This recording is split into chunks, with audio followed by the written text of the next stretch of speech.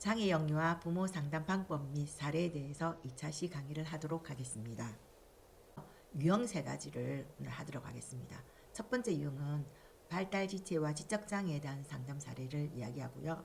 두 번째 유형으로는 자폐 스펙트럼 상담 사례와 세 번째 유형은 의사소통 장애에 대한 상담 사례를 하도록 하겠습니다. 자, 그러면 통합 교육을 위해서 보면 장애를 가진 이 자녀와 비장애 가진 관계를 많이 협력하고 형성할 필요가 있어요. 우리가 이제 제가 맡고 있는 곳은 통합교육기관이거든요. 비장애 아이들하고 접촉할 기가 많아요.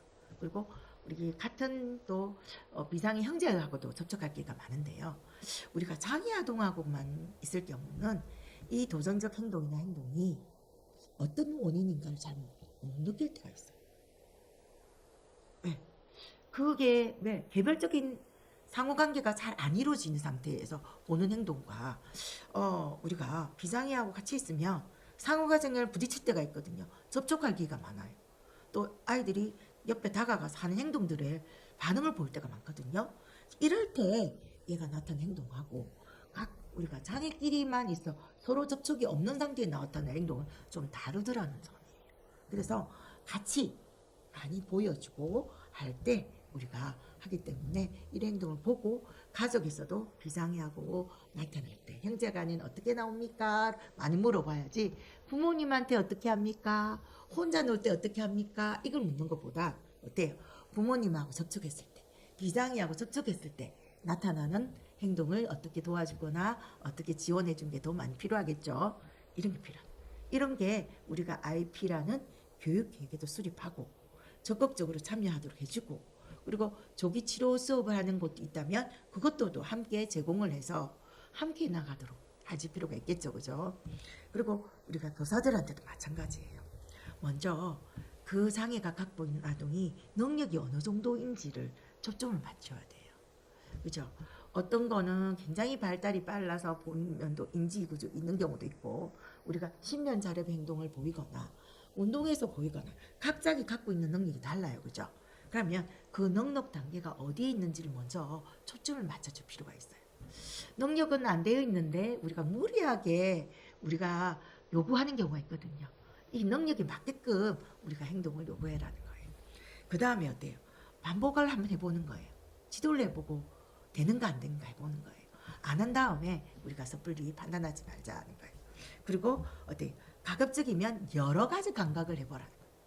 단순히 보는 것으로, 그리고 말로서 모델링 해봐라 이렇게 하는 게 아니라 다양한 시청각 감각들을 제공해보고 해봐라는 거예요.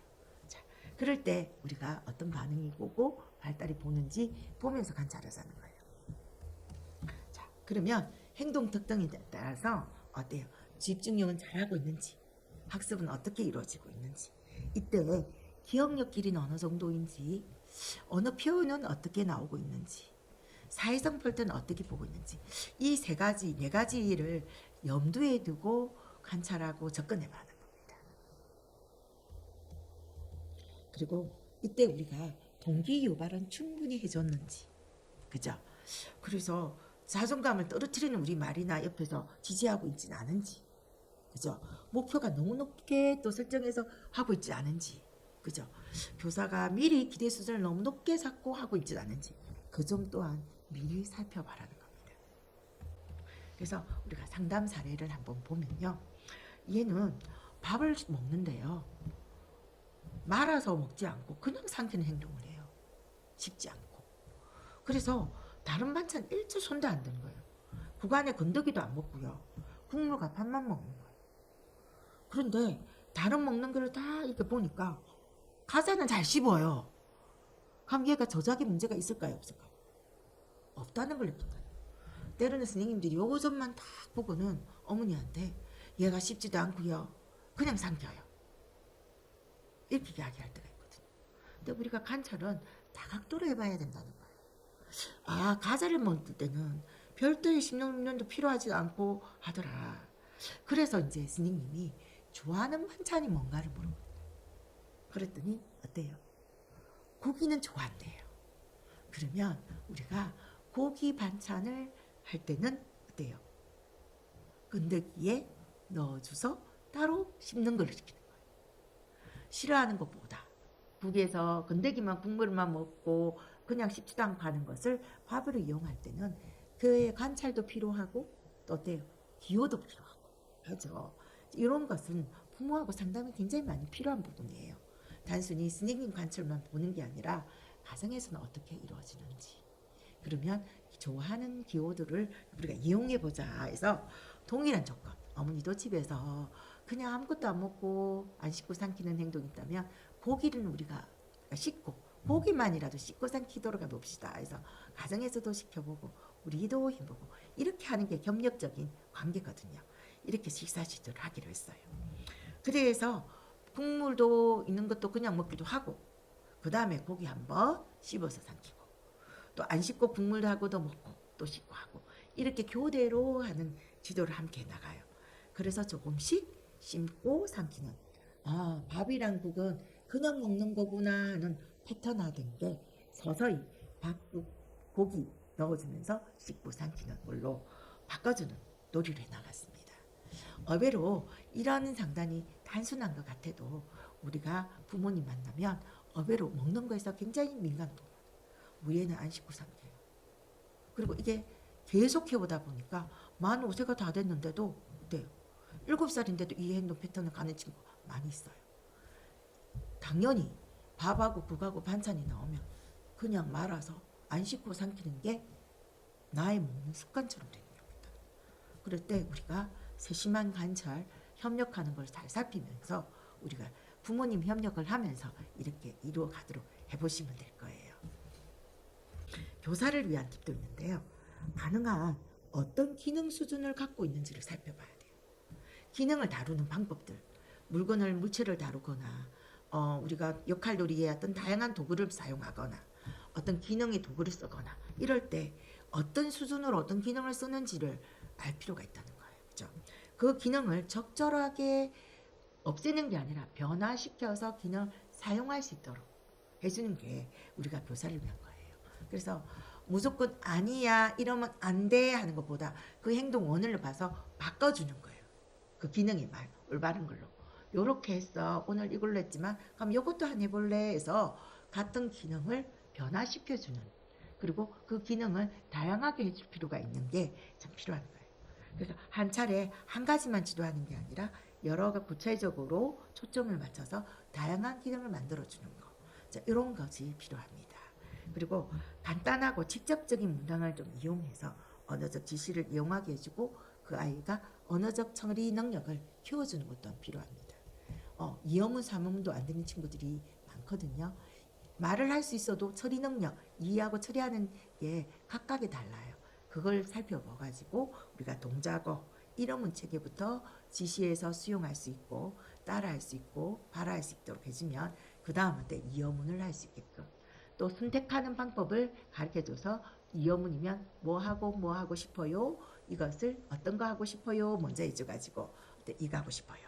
저거 하고 싶어요. 이렇게 선택하는 방법도 가르쳐주고 해서 가급적이면 언어적 부담을 줄여주면서 대화 소통하는 방법을 만들어갈 필요가 있어요. 자, 그러면 자폐 스펙트럼이 갖고 있는 행동 특징을 먼저 살펴봐야 되겠죠. 의사소통과 언어적인 결함을 많이 갖고 있어요. 자, 자폐 스펙트럼 하면 세 가지를 크게 두고 있어요. 첫 번째가 언어적 결함을 갖고 있어요. 이 언어적 결함은 다양한 걸 갖고 있어요. 흔히 말하는 반향어라는 거 있는데요. 이제 두 가지 반향을 갖고 있어요. 바로 말을 따라할 때를 우리가 적시 반향어라고 하거든요. 의미 없이 교사나 아이들 한 말을 바로 따라하는 경우 이때를 우리가 적시 반향을 하고요. 지연 반향어는 혼자서 중얼중얼하는 친구들을 들어보면 어디서 들었던 TV에서 나온 말, 어디서 들었던 노래, 선생님 했던 말, 엄마가 했던 말을 혼자 의미 없이 중얼거릴 때 우리가 주로 지연 반향으로 하는데 이런 언어적 결함이 있고요. 대명사를 곤란을 겪는다든지 나라든지 너라든지 우리라든지 이런 대명사를 잘 이해를 못해요. 그러다 보니까 사회적 관계 문제를 많이 갖고 있어요. 그리고 때로는 친구들 중에 지적인 기능이 편차가 심하거나 좀 낮은 경우도 있습니다. 그리고 다양한 감각의 이상 반응이나 둔감 반응, 민감하거나 둔감하거나 이런 게 다 이상 반응인데요. 이런 걸 갖고 있는 게 많아요. 같은 행동을 반복하는 동일성을 고집하고 있어요. 그리고 의식적이거나 이상행동을 패턴화되어서 하고 있는 경우가 많이 있습니다. 자, 얘도 상담 사례 다폐 아동에 대한 상담 사례인데요. 이 친구도 눈을 잘 마주치진 않아요. 감심 있는 것도 좀 3초 정도 보고는 다른 곳에 눈을 돌리거든요. 이럴 때 우리가 행동의 기능 분석이라는 것을 해보는 거예요. 왜 안 보는가? 그리고 어떨 때 보는가? 살펴보는 거예요. 감각 자극을 하기 위해서 보는 정도도 있고요. 성공한 경험이 3초 보네? 하는 거하고 3초밖에 안 보네 하고 다르잖아요. 그죠? 그래서 우리가 항상 볼 때는 3초를라도 보네, 잠시지만 눈을 마주치구나, 그걸 보고 있구나 하는 데서 우리가 칭찬해주고, 그게 보는 게 어때요? 시각놀이를 하구나. 그러면 다양한 시각을 한번 만들어주고자. 처음에 봤을 때 시각놀이 했다면 한 비눗방울 볼기를 해보면 시각을 얼만큼 보고 있는지, 보링할 때 눈은 얼만큼 보는지, 사랑놀이 할 때 얼만큼 보는지, 공놀이 할 때 얼만큼 보는지 해서 시선놀이 하기 좋은 놀이를 다양하게 한번 제공해 보는 거예요. 그래서 집중을 어느 게 더 많이 하고 있고 시각놀이 하는 것에 어때요? 다양하게 해주면 보는 게 횟수가 많아지겠죠. 비눗방울에서 3초 봤다. 보릉에서 또 3초 봤다. 혈액에서 한 5초 봤다. 공에서 한번 1초 봤다. 이런다면 제가 볼 수 있는 횟수와 시간이 많아지는 거잖아요. 자, 이런 것처럼 우리가 집중할 수 있는 놀이가 몇 초간인지 좀 더 그럴 때마다 강화를 시켜주고 칭찬을 해주면 훨씬 낫겠죠. 그죠? 그리고 거울놀이 같은 경우 같은 방향을 보면서 눈을 서로 보면서 눈도 찾아보고 코도 찾아보고 이런 과정을 통해서 우리가 점차 우리가 가리키기도 해보고 선생님한테 그 속에서도 주세도 요구해보고 하면서 3초에서 5초로 5초에서 10초로 점차 늘어가 본다는 거예요. 그래서 부모에게도 성인에게도 처음부터 눈 맞춤을 바로 요구하기보다 이렇게 대상이 많아지도록 일반화가 될 수 있도록 가정에서도 이렇게 이룰 수 있도록 점차 아까 그랬죠. 무조건하게 여기 우리가 통합 어린이집에서 안 하니까 집에서도 해보세요 이렇게보다 여기 통합기관에서 먼저 실행을 보니까 점차 이렇게 놓아지고 있더라는 것을 부모한테 협력해주고 가정에서도 관찰하고 해보도록 하라고 했잖아요. 이게 굉장히 중요한 것 같아요. 다음 사례를 한번 볼게요. 자, 의사소통 장애에 대해서 해볼게요. 우리가 많은 장애 아이들이 70%는 언어 장애를 갖고 있다고 해요. 그렇죠? 그래서 우리가 만나는 장애 영유 아이들이 보면 주로 의사소통 장애를 갖고 있는 친구들이 상당히 많이 있어요. 그럴 때 우리가 중복으로도 많이 나타나요. 아까 말하는 발달 지체 아이들이나 지적 장애 아이들이나 그리고 어때요? 운동성을 갖고 있는 뇌병변 친구들이나 그죠? 이런 친구들도 사표 스피드 아이들도 의사소통 장애를 많이 갖고 있습니다. 이 모든 친구들한테 다 해당된다고 보거든요. 다른 중복을 갖고 있으니까 이게 해당이 안 돼가 아니라요. 다 해당이 된다고 봐요. 그래서 먼저 우리가 가족들한테 이런 어떤 제안이나 팁을 줄 수 있는데요. 정상적인 발음, 음조를 자꾸만 많이 경험해 주라는 거예요. 그게 모델이 되도록. 우리가 어떤 친구가 네라는 거 한번 요구를 할 때요. 바로 네라고 대답을 잘해주면 좋겠죠. 그죠? 호명을 했을 때 누구야? 네 바로 해주면 얼마나 좋겠어요. 그런데 어떨 때는 에 하기도 하고요. 어떨 때는 안 보고요. 제가 엉인지 낸지 구분도 안 나게 할 때도 있어요. 그럴 때도 어때요? 옆에서 네 써. 비록 응 하든지 이상하게 비슷한 다른 말을 하더라도 네 써. 누구야? 네 했구나. 그래서 가급적이면 정확한 음조에 대한 언어 모델을 많이 해주라는 거예요. 그리고 옹알이나 그 애들이 우리가 흔히 혼자 말하는 친구들, 언어 모방을 못하는 친구일수록 혼자 옹알이 하는 소리도 따라해주세요. 모방의 시작은 그 아이가 갖고 있는 언어 말을 따라해주는 데서 모방이다. 따따따따 하고 하는 친구가 있다면 옆에서 따따 했어. 따따. 그 애가 내가 했던 말을 선생님이 하네? 내가 한 말하고 비슷한 말이네? 이렇게 반응을 해주게 해주라는 거예요. 우리가 상호작용 속에서 언어가 나오거든요. 너가 이럴 때 아따따 했구나. 아따따 예쁘나 해놓고 정확한 말에 뭐 어때요? 맘마, 엄마 예쁘나 이렇게 고쳐주면 안 돼요. 자, 때로는 청각에 이상이 있는지 여부를 살펴볼 필요가 있어요. 정말 청각에 이상이 있다면 이상 여부를 먼저 살펴보는 게 중요하겠죠. 대다수의 청각 이상이 없는 친구가 많은데요. 간혹 우리가 청력 검사를 해보면 귀에 우리 어머니 부모님들도 모르게 중요음을 심하게 알아서 청력이 약간 불편한 친구들도 찾을 때가 많이 있어요. 요즘은 태어났을 때 문제보다 후천적인 문제로 이래 청력 문제가 있는 경우가 있는데요. 가급적이면 이거 이다 아니다를 조기에 빠른 시기에 알아놓는 것도 굉장히 중요합니다. 그러면 이 언어를 우리가 할 때는 어때요? 이해에 대한 제한도 있고 표현의 제한이 있고 활용형 주고받기에도 제한이 있는 게 우리가 의사소통 장애인데요. 자, 영아기의 특성을 보면 소리를 내거가 우는 횟수가 굉장히 적고 지나치게 조용하다면 그만큼 환경의 자극이 부족했다는 걸 알 수가 있고요. 18개월이 지난데도 전혀 단어를 말을 못하거나 30개월 이후인데도 2단어 이상 말을 못한다면 우리가 의사소통에 문제가 있다, 의사소통 장애를 갖고 있구나 하고 느낄 수가 있어요. 그럴 때 우리가 이제 이 모든 것을 지도에 포함시켜야 된다는 점이에요. 그러면 영아한테 지도하는 것과 유아한테 지도하는 게 조금 다를 수가 있는 게 연관은 되어 있어요. 영아를 지도할 때는 가급적이면 상징놀이 기능을 위주로 하는 방법. 흔히 말하면 물 같으면 어때요? 물 마셔. 동작도 가르쳐야 되죠. 물 뭐가 있어? 어떻게 해줘? 컵만이니까 컵 마셔. 이렇게 뭐 안에 뭐 들었을까? 물 마셔. 그래서 기능을 많이 가르쳐줘. 그리고 제스처를 같이 가르쳐줄 필요가 있어요. 그리고 어때? 소통해야 하는 의도를 알 필요가 있는 거죠. 그래서 그걸 말로 많이 시켜주는 게 필요해요.